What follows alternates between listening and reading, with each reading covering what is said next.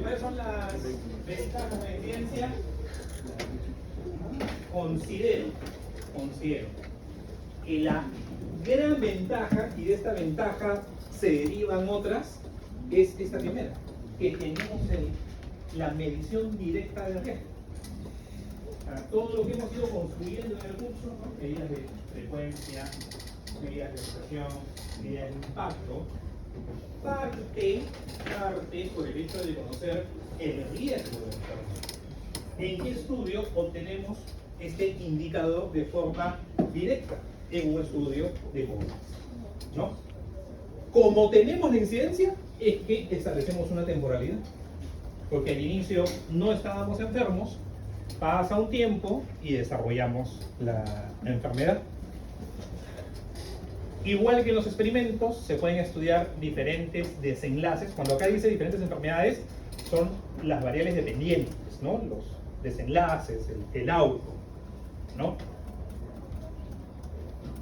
El estudio de casos controles, útil para enfermedades raras. El estudio de cohortes, útil para exposiciones poco frecuentes, ¿no?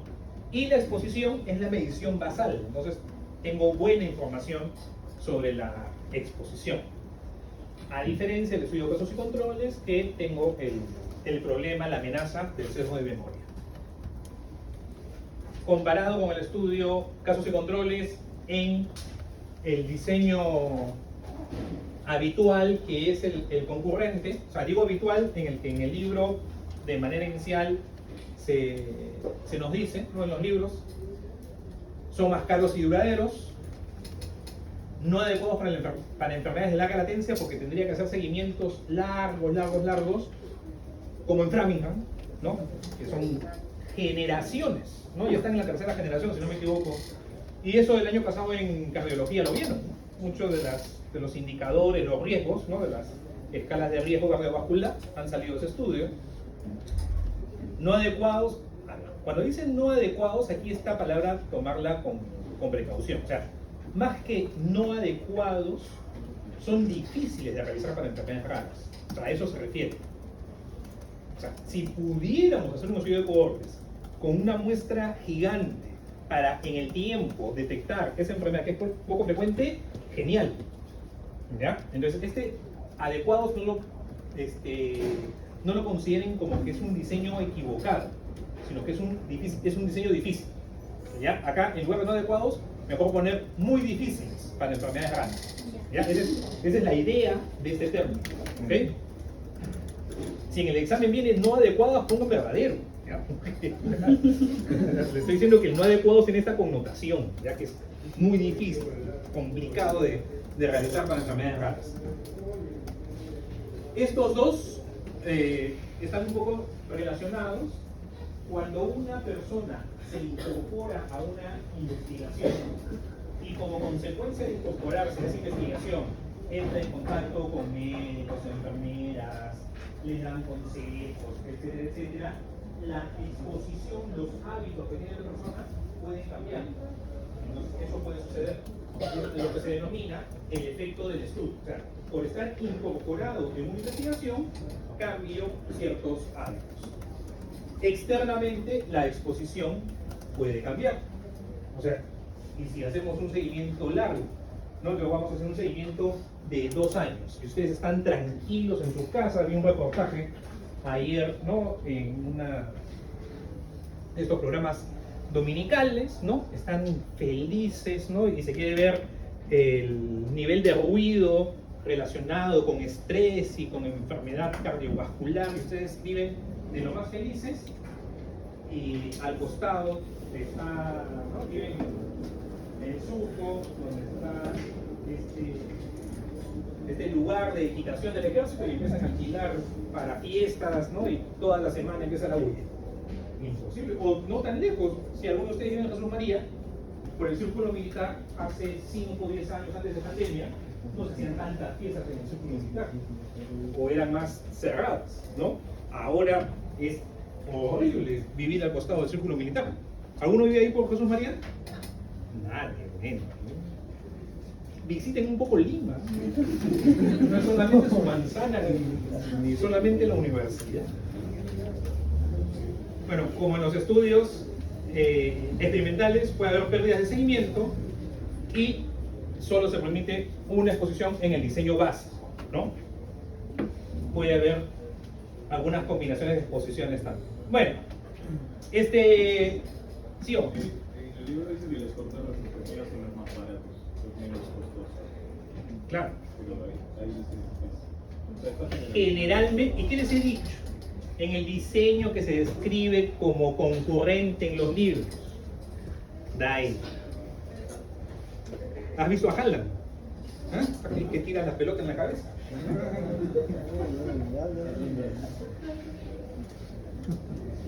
Entonces, escuchen. Ustedes saben por la guía Stroke que hoy, la guía Stroke no aconseja el uso de los términos prospectivo, retrospectivo, porque genera confusión.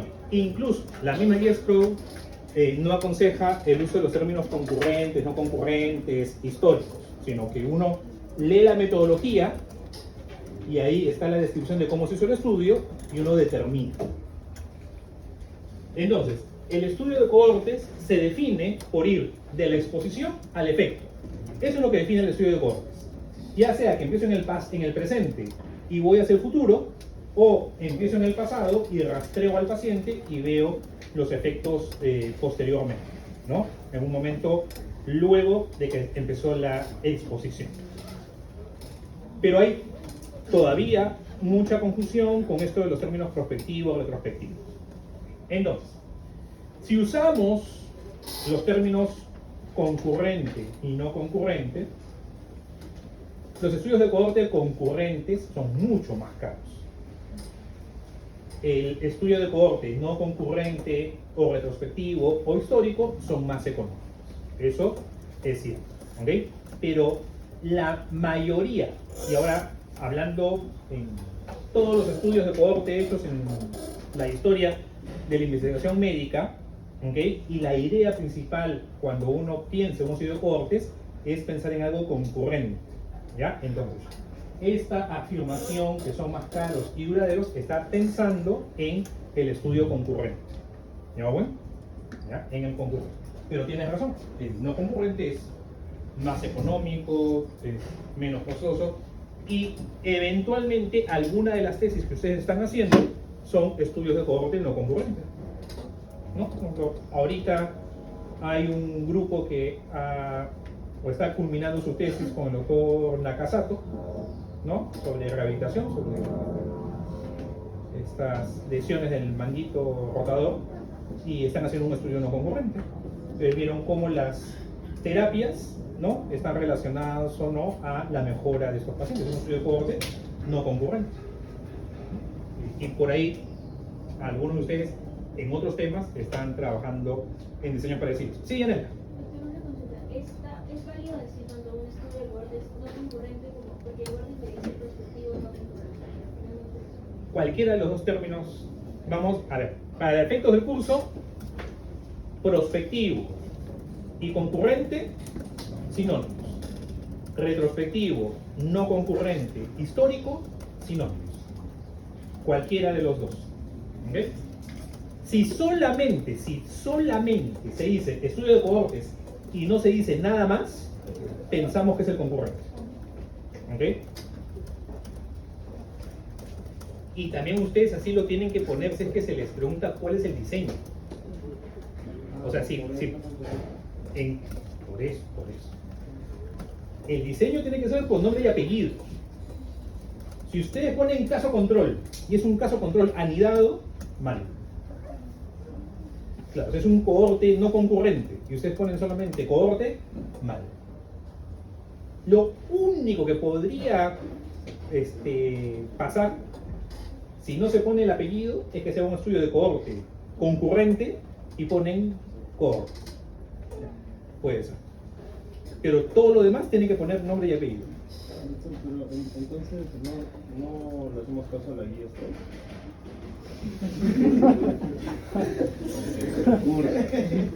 Caso control anidado, ¿qué tiene que ver con la Stroke? No, me refería al término de concurrencia. Por eso, es que en el caso de cohortes, sí es bueno para el nivel en que están, sí es importante diferenciarlos. Si es un estudio de cohortes, que yo voy con los pacientes hacia el futuro, o si he usado fuentes secundarias. Entonces, sí, no le vamos a hacer caso a la guía Stroke en el examen. Y recuerden, la guía Stroke es para reporte de artículos, no es para exámenes. ¿Ya? Cuando haya una guía de exámenes de epidemiología, ya ahí, Guido, tú la puedes implementar. Sí, allá.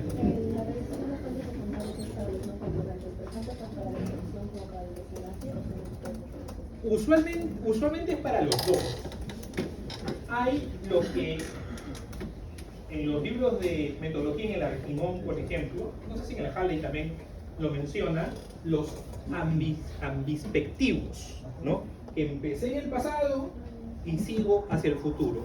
No es tan frecuente. Lo más usual de estudios de cohortes no concurrentes es que tanto la exposición como el efecto son en el pasado. Todo lo trabajamos con fuentes secundarias, ¿no? Con las historias clínicas.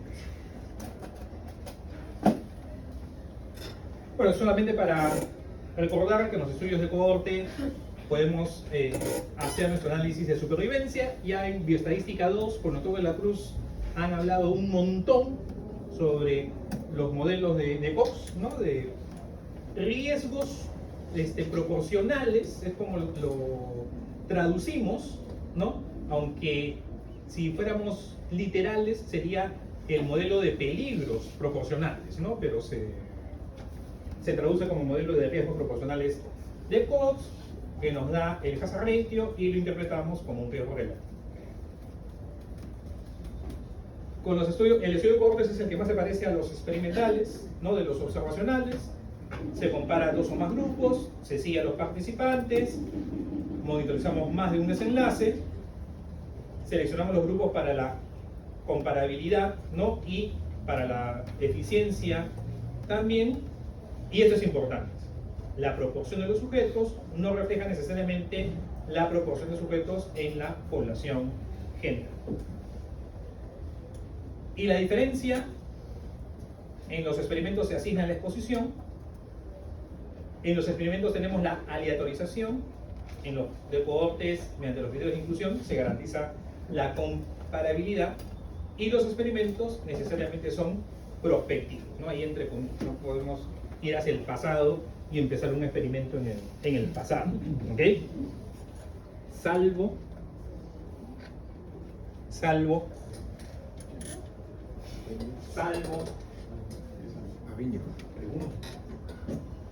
un experimento que lleva el nombre de experimento, pero que no es experimento. Experimento natural. Snow es un experimento natural, que no es un experimento, pero recibe el nombre de experimento.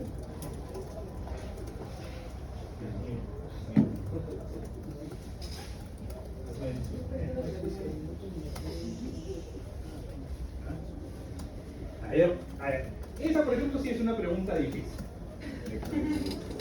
¿no? Esa es la pregunta opcional en el examen.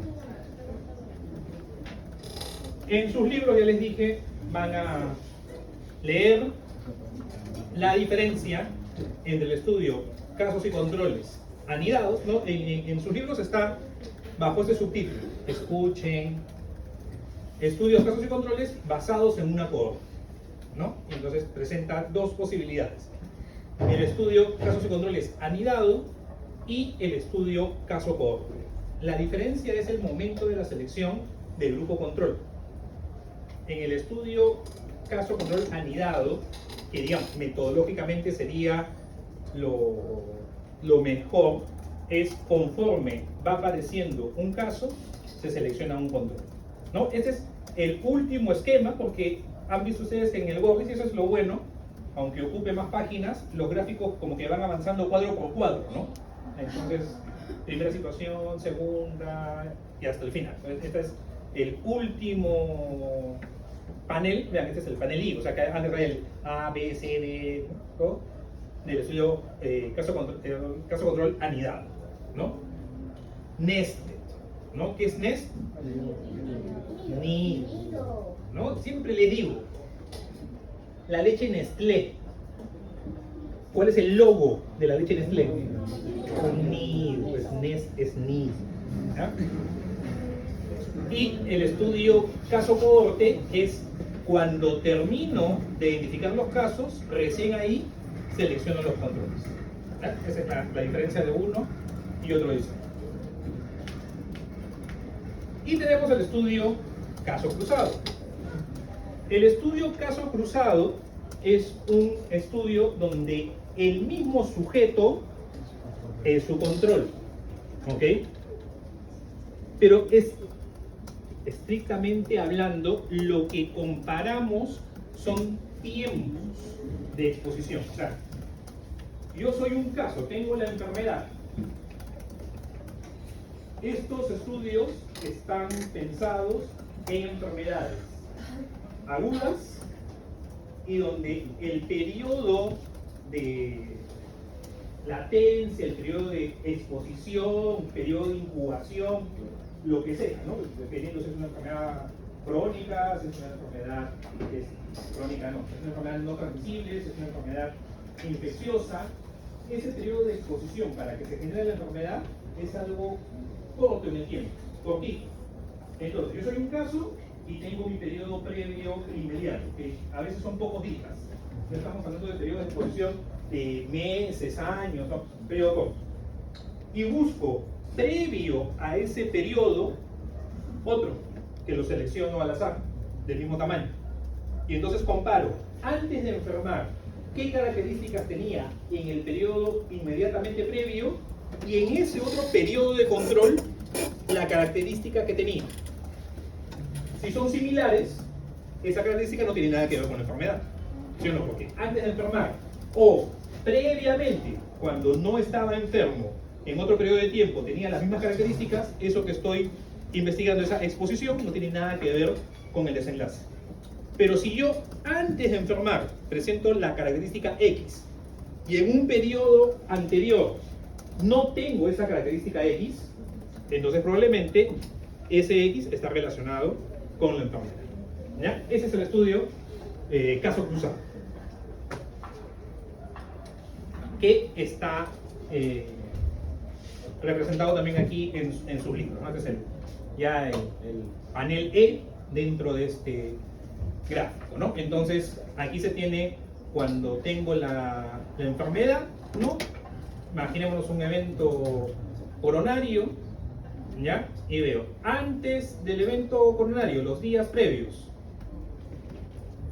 tuve o no tuve cierta exposición. Y hacia atrás, selecciono al azar un periodo de tiempo y comparo.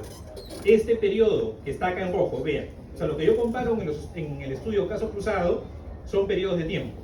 Estos periodos rojos son los inmediatamente que anteceden al evento. Y luego selecciono al azar otros eventos que estuvieron mucho antes. Estos periodos azules son similares a los periodos rojos en lo que es la exposición de interés, sí, no, y en función a ello concluyo. Solamente un detalle que acá no está escrito, no me acuerdo si en el libro está, pero igual les comento. Sí, Lourdes.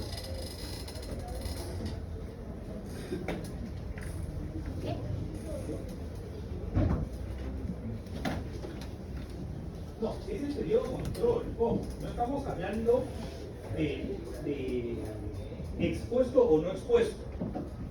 Este es, a ver, si lo podemos llamar así, este es el rojo, son los periodos caso. Y en azul serían los periodos control. ¿Ya? Yo comparo tiempos caso versus tiempo control. Estos tiempos casos en la exposición son similares a estos tiempos control. Y hago una comparación. ¿Ok? Bueno, como pueden confundir los términos, y así lo van a encontrar, dicen, la exposición previa a la enfermedad. Sí, o sea, pero está haciendo referencia al tiempo previo de la enfermedad. Ya, por eso vamos a llamarle a la ventana caso, al tiempo antes de que fui caso. Y eso lo comparo con un periodo de tiempo en el cual no fui caso, que es el tiempo control. ¿Ya? Para entenderlo nuevamente, a lo rojo llámenle tiempo caso y al azul llámenle tiempo control, para entender. Yanela y Gabriel.